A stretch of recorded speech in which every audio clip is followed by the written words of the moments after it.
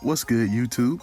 On the sticks, back here today with another game review for you guys. And today we'll be checking out Troll and Otto, which will be out on Tuesday, March 21st for the PlayStation 4, the Xbox One, and PC. And I think there will also be a version coming to Switch at some point. And just so you guys know, we were provided with a copy for this review. So let's jump right in. Troll and Otto is an action adventure game. It puts me in the mindset of The Last Guardian in the gameplay style, where it's you and a giant creature. We have to work together to fight enemies and complete different puzzles. It is published by Maxim Games and developed by Spiral House. The first thing that stood out to me about the game was the graphics. You know, just about every game that comes out nowadays has amazing graphics. It's like the easiest thing to do.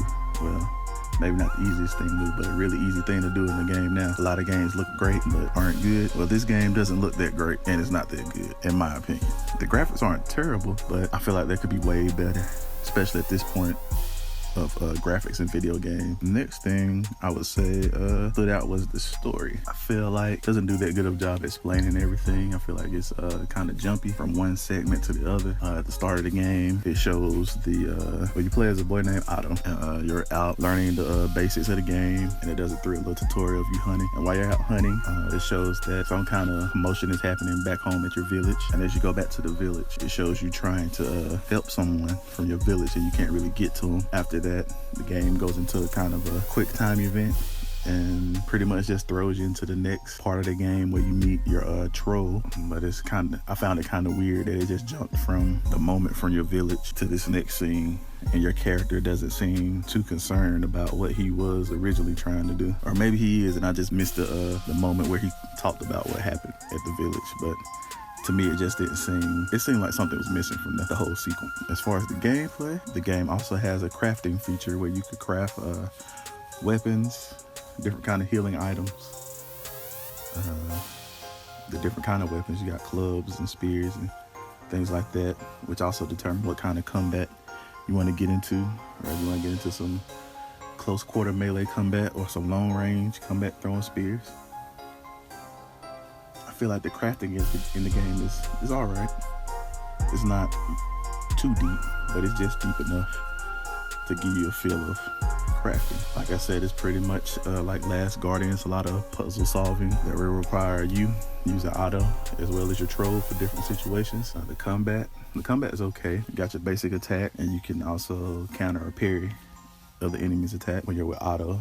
When you play with the troll, you pretty much can just stomp and swipe pretty much all the little enemies away. It feels very rewarding to do it as the troll, I must say. I did feel at times the game doesn't do a good job of explaining what you should be doing or looking for, which could lead you to a lot of pointless roaming around. After a while, you kind of get the feel for the game and figure out how things work, and you're able to find your way around a bit better. I feel like they could have did a better job of helping you find what you should be doing, I guess you could say. You could also play co-op with someone else on the couch. I did not get a chance to try out that feature, but I do think that feature would probably be fun, playing with someone else and just working together to complete the puzzles. I did, during my review, experience a game-breaking bug.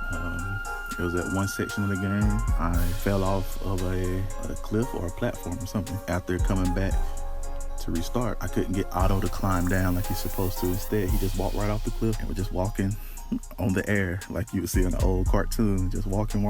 It even got to the point where he just started walking through the environment. So I think I went through like a mountain and ended up in a tunnel, and then ended up on the load screen, but the game was still talking like everything was going normal, but the screen just stayed on the loaded screen. I tried to exit out the game and restart, but I was still having the same issue.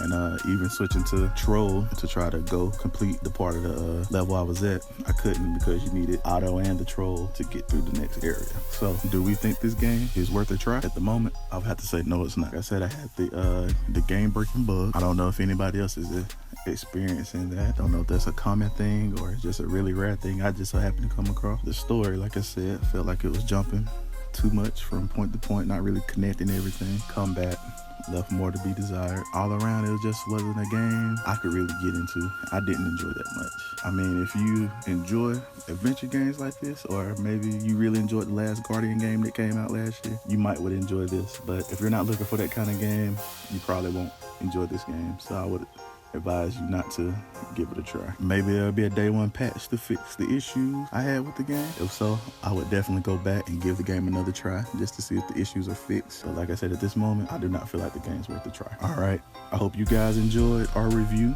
of Troll and I. If you did, be sure to leave a like. Also, subscribe to the channel if you haven't already, and make sure you check us out every day for more daily content here at On the Sticks. Thanks.